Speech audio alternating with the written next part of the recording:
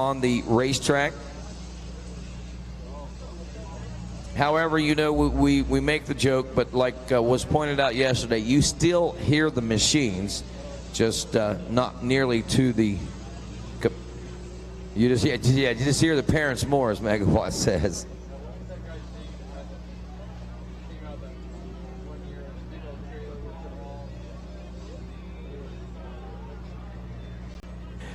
So once again, folks, if you heard those names that we called down there for the packages, or if you're expecting a package, think you might have a package down at the package at the shipping depot. It's located right there next to the MX Sports office trailer.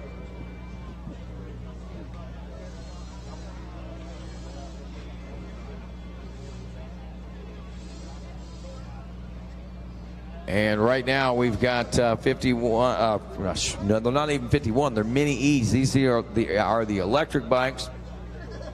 Jason Wygan has one for his son, as we've heard. Probably, and not a mini E, but he's probably got an e-bike of some sorts for himself. You know he does. Oh yeah, he has to. He should have. That way he can ride in his residential neighborhood without much complaint. You know, that's the beauty of it. That's the beauty of it. If we go all electric in the future, we won't have to worry about noise ordinances in the future. Lots of people run down from behind now. All I'm going to tell you.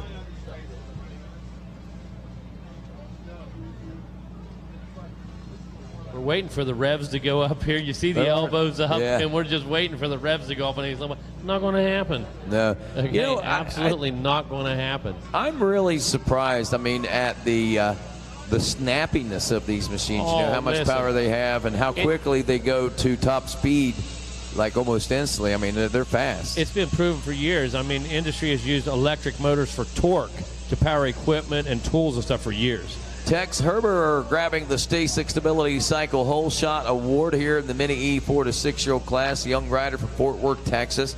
The number 18 machine, and of course he's brought to you by MB Construction, LLC, as well as Singe Graphics and Elite Power Washing.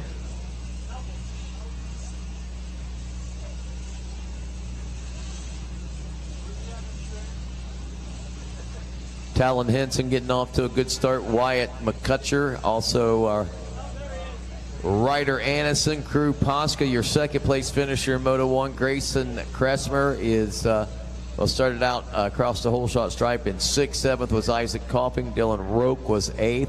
Nathan Tucker was 9th. Lincoln, I should say. DeFulvio was 10th across the whole shot stripe out there. So we'll see how things sort out for them when they come around for their first lap complete. Yeah. If you have any doubts about the abilities of these little bikes, just keep your eye on some of that roost coming off the rear wheel. The delivery is so smooth, you're going to see a much lower roost. The gas motor comes on a little harder. You're going to see the roost shoot higher. The electric motor, you're going to see a steadier stream coming out the rear of the bike. It just produces a lot smoother power. Really, you know, I have to admit, when I started hearing about this technology and what we were moving to, I was a little skeptical. I didn't know what didn't know what to expect. I was kind of afraid that we'd see a lot of power loss and see what we built into, you know. But the beauty of it is when you got companies like Husqvarna and you've got companies like KTM and Gas that are producing these things out there and providing them for these youth riders.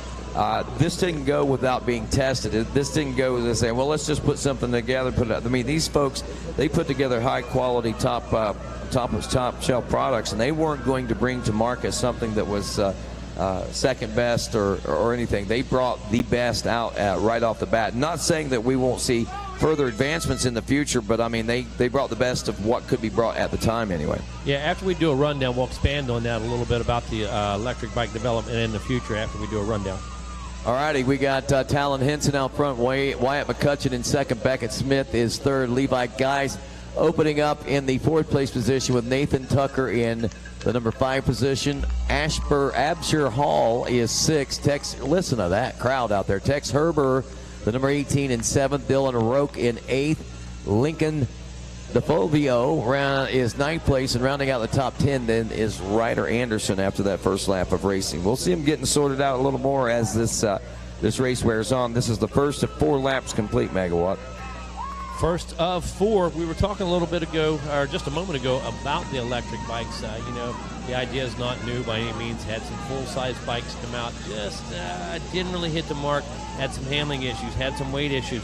Most importantly, had battery life issues, that type of thing. Recharging issues. Well, we could get some life out of it, but it took 12 hours to recharge the thing and get it back up to full speed. So kind of scrapped all those ideas, and the big bike kind of went to the wayside. KTM, Cobra, these guys totally rethought this thing and said, you know what? You don't start with a big bike. You don't make a big electric bike. You make a small electric bike. You don't take a kid that's 14, 15, 16 years old, been on gas machinery since he's 3, and expect him to develop an electric bike where he doesn't know anything about electric. What you do, you take the youngest kids possible, you make the smallest machine possible, and you build and you expand on that. You build in more power, you build in more battery life, you build in quicker charging, you bring the weight down, and now, all of a sudden, we have a generation of kids that the first thing they were exposed to is electric. So now they can tell you, they can give you R&D. They can tell you what's happening with the bike. This bike works better. I like that battery better. This one turns better. So rethinking this whole thing was the Bro, I'm rethinking this whole thing. We just saw a knack level save and then 2 crashes all on one straightaway. That was craziness. The leader, Talon Hinson, going down. Yeah, and another rider on the outside went down, and one rider got kicked feet off the pegs so bad he did a knack on a straightaway, but saved it. And that was all in the course of about 20 feet. 2 crashes and 1 near crash. So now I'm trying to figure out who would have the lead. Will it be Beckham Smith, perhaps, in the 33? He was very quick in the first moto, then ran into problems with his bike. We'll find out here in a moment as they come back across. That beach section on those bikes, those bumps are huge. Right. It is Smith to the lead.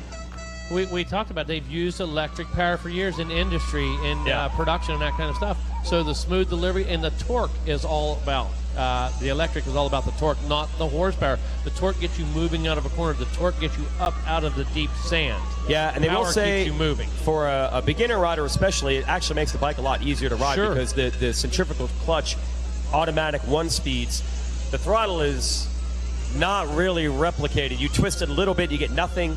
Then all of a sudden you get a lot when the clutches connect at a certain RPM. This is just, you give it 2% more throttle, you get 2% more power. You give it 90% more throttle, you get 90% more power. Exactly what your wrist asks for, the bike gives you, without having to deal with clutches and belts and pulleys and all that stuff. And the consistency without worrying about jetting, fuel mixture, those kind of things. You get the same power. That child grows up being used to that consistent power. You can train, condition, and tune him to it. Yep, I have one for my kid. That's it. And tire and chain and sprocket. And that's it. And wash the thing. And that's all. And no maintenance, low cost. All Jason Wygant. All Jason Wygant right there. Now, I know people are saying, like, yeah, but these things are not proven. They're new. We've ridden into rain. We've ridden into mud. It's no problem there. Exactly. And then you remember the Alta electric bike. Josh Hill told me he has one. And that's first-generation product. Yep. It's 300 hours on one of them. Without any things except a chain and tires. And that's an original design that we considered not good, but the durability and reliability of it is there. You know, they just don't really have that many parts. Is the handling the best on it? Possibly not, and that type of thing. Yep. But the ability to make it live is there. 300 hours under Josh Hill. That's crazy. Whoa. Yeah, the reliability, it's simple as this. It's simple. There's just not a lot of parts inside that engine to go wrong. I believe on these KTM Husky gas ones, they say there's a bearing they'd have to swap out at a certain amount of time, and that's about it for maintenance. Much better than a crank. Oh, or just doing an air filter every ride, I'll tell you what. And it's really stark because the 50s, the 2-stroke gas 50s, are like the least reliable bike you can have. So it's a pretty big contrast with the other bike you could choose at this age. Did your kid end up with an electric bike because you just never did put those wheel bearings in 2 years ago? Exactly. Up with a new bike? Yeah. Speaking of bearings. You still got the P-Dub. I'll tell you what, you have a P-Dub with 2 inches of travel and you ride one of these once, it's going to be hard to get him to ride the P-Dub again. Go back and throw rocks at it. Yeah, exactly. I hate it. So Beckham Smith getting away. He was, unfortunately, to remind you, he was in this position in our previous moto, and then the bike ran into trouble. I don't know if it was battery or overheating, whatever it was, and he ended up not getting the win. So this time he's going to have to try to hold on. Now, I was just saying, touting the reliability of these bikes. It's a different story at this level. These are the fastest kids of this age out there, and they're probably on mode 6, which is the fastest mode. And this track is disked up deeper than the average track, so that makes a difference. Oh, it absolutely makes a difference, just like for anything else. Yeah, you so bet. we have seen some problems getting these bikes under full power to the finish in a 4-lap moto. You and I talked yesterday. Look how well the bike responds, though, through the chop to the back. When the power's turned on right here, that bike did not slide sideways. No. That bike did not hunker down like a gas-powered bike, okay? The bike actually raises a bit. It lowers, it forces the rear wheel to the ground when it does that. It gives it increased traction. Perfect traction, perfect power band. No power band, just linear, as they call it. So Beckham Smith leads. Just like my 74 XR75 was, linear. Linear. Yeah. Hey, those were, don't fix what's not broken. Exactly. Those bikes were good. Talon Hinson is second. Levi Geist third. Absher Hall fourth. And Wyatt McCutcheon rounds out the top 5 as we head to Storyland. Look at the lead that Beckham Smith has right now. It's almost 8 seconds.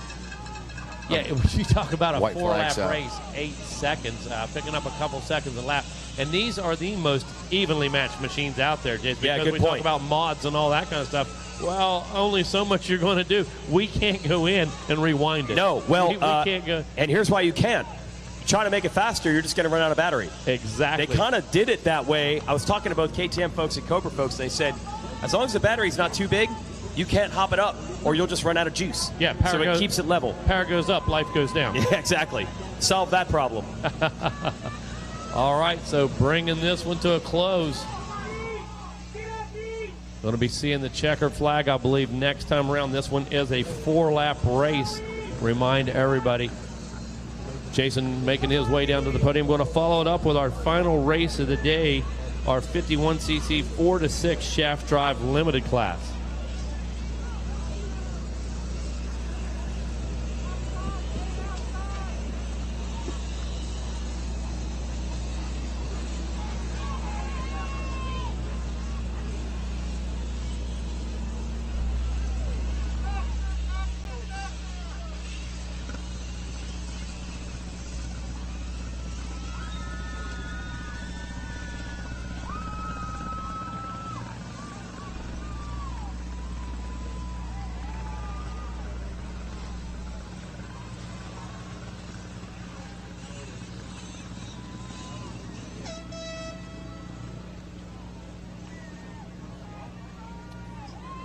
Calling that a race. Beckham Smith with the win. Talon Hinson in that number 2 spot. Levi Geist in the number 3 ride. Ashford Hall, number 4 position. Wyatt McCutcheon in the 5 ride. Nathan Tucker in 6. Caden Sedgwick in the number 7 spot.